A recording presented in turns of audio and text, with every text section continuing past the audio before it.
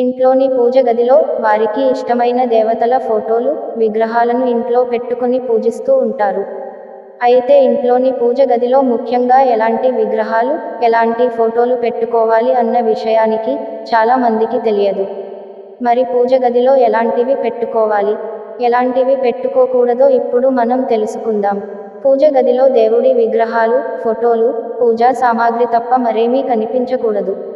వాస్తు శాస్త్రం ప్రకారం దేవుని గదిలో కొన్ని విగ్రహాలను ఉంచకూడదు.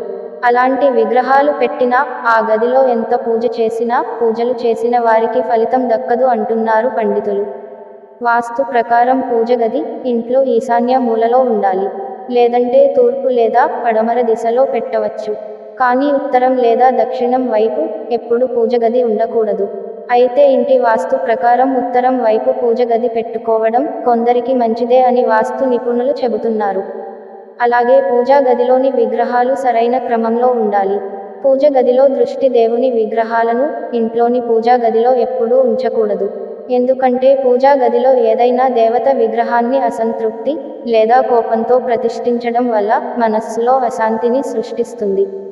అది క్రమంగా ఇంట్లో గొడవలకు దారితీస్తుంది.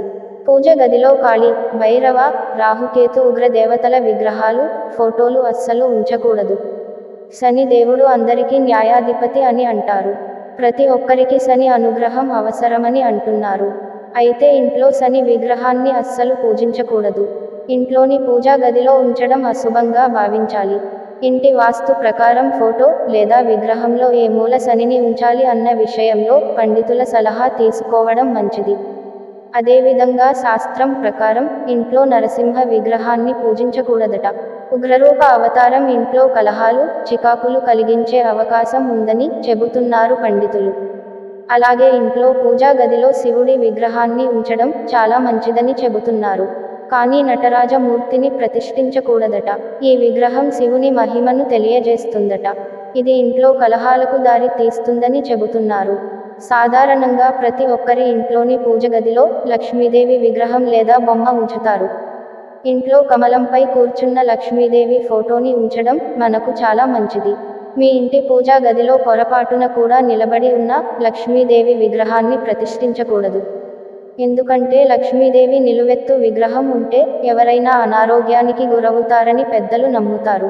పూజ గదిలో విరిగిన విగ్రహాన్ని, చినిగిపోయిన, పగిలిపోయిన ఫోటోలు ఉంచవద్దు. వెంటనే ఇంటి నుండి అలాంటి విగ్రహాలు, ఫోటోలను బయటకు పారేయడం మంచిది.